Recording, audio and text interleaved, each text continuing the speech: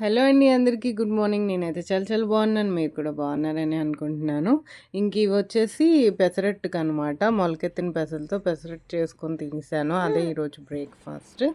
ఇంకా నిన్న అయితే వీడియో అయితే నేను అప్లోడ్ చేయలేదు కదా! ఎందుకంటే నేను సాటర్డే చదవలేదనమాట. సో, అందుకనే ఇంకేం అప్లోడ్ చేయలేదు.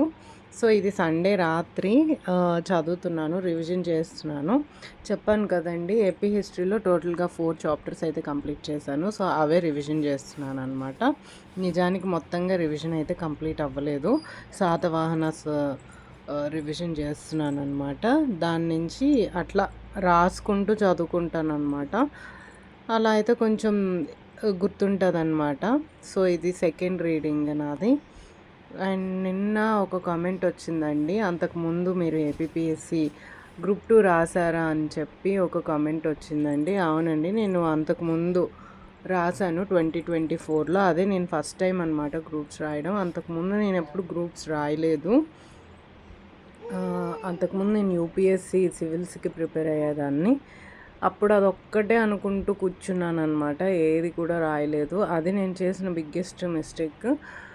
ఎప్పుడైనా కాంపిటేటివ్ ఫీల్డ్లో ఒక 3 ఇయర్స్ మనం ఒకే ఎగ్జామ్ అనుకొని ఇన్వెస్ట్ చేసిన తర్వాత అది వర్కౌట్ కానప్పుడు మనం మిగతా కాంపిటేటివ్ ఎగ్జామ్స్ రాయాలండి. అది నేను చేయలేదన్నమాట. ఇంకా నేను రియలైజ్ అయ్యే టైంకి మ్యాచెస్ వచ్చాయి. పెళ్లి చేసేసారు మా ఇంట్లో వాళ్ళు. అయితే అతను కూడా సివిల్సే ప్రిపేర్ అవ్వడం, సరేలే అర్థం చేసుకుంటారు, మనం చదవచ్చు అన్న ఉద్దేశంతోనే నేను పెళ్లి చేసుకున్నాను. 2 కాంప్రమైజ్ అవ్వక్కర్లేదు. ఒకవైపు లైఫ్ వెళ్ళిపోతుంది, ఇంకోవైపు కెరీర్ కూడా కాంప్రమైజ్ అవ్వక్కర్లేదని చెప్పి ఓకే చెప్పి చేసుకున్నాను అనమాట. ఇంకా పెళ్ళైన తర్వాత జస్ట్ 10 డేస్ తర్వాతనే ఎగ్జామ్ అనమాట, ప్రిలిమ్స్. అది పాస్ అయిపోయాను. సో, ఇంకా మ్యారేజ్ అయిన తర్వాత మేము షిఫ్ట్ అయిపోయాం హైదరాబాద్కి. శ్రీకాకుళంలో ఉండేదాన్ని నేను అంతకుముందు. సో, హైదరాబాద్కి షిఫ్ట్ అయిపోయాము. ఇంకా తర్వాత ప్రెగ్నెంట్ అయ్యాను అనమాట. సో, ప్రెగ్నెన్సీలో నాకు బాగా విపరీతంగా నడుము నొప్పి ఉండేది. సో, ఇంకా కొన్ని మెంటల్ హెల్త్ కూడా బాగాలేదు. చాలా ట్రామాస్ జరిగాయి అప్పుడు. సో, అందువల్ల నేను కాన్సన్ట్రేట్ చేయలేకపోయాను అనమాట స్టడీస్ మీద. నాకు చదవాలని ఉన్నా చదివినా సరే అది బుర్రకెక్కేది కాదు. ఇంకా నేను అట్లా వదిలేసాను ప్రిపరేషన్ని. ఇంకా అటెంప్ట్ ఇద్దామన్నా ఈ నడుము నొప్పి వల్ల అంతసేపు కూర్చొని ఇవ్వగలనా లేదా అని చెప్పి, అప్పుడు పోనీ బెల్ట్ వేసుకొని ఇద్దామన్నా సరే ప్రెగ్నెంట్ కదా, బెల్ట్ వెయ్యం కదా.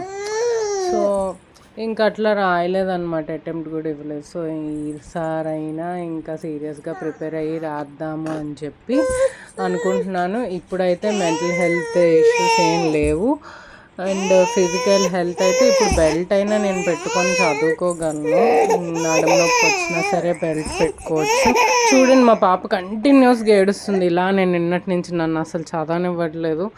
చాలా ఫ్రస్ట్రేషన్ వస్తుంది. కానీ మనం ఏం చేస్తాం, మనం కెరీర్లో ఎదగలేదని చెప్పేసి ఆ కోపం వాళ్ళ మీద మనం చూపించకూడదు, అది రైట్ కాదు. అయినప్పటికీ కోపం వస్తుంటుంది, కానీ కంట్రోల్ చేసుకుంటూ ఉంటాను. నెక్స్ట్ అటెంప్ట్లో అయినా అట్లీస్ట్ క్రాక్ చేయలేకపోయినా లిస్ట్లో అయినా, మెయిన్స్ లిస్ట్లో అయినా మన పేరు ఉండాలి. మెయిన్స్ అటెంప్ట్ ఇచ్చిన తర్వాత జాబ్ ఎలిజిబుల్ అయిన వాళ్ళలో నా పేరు ఉండాలని నేను కోరుకుంటున్నాను. మీరు కూడా నా మంచి కోరుకోండి. అంతే ఈ video. Bye. Thanks for watching and నచ్చితే సబ్స్క్రైబ్.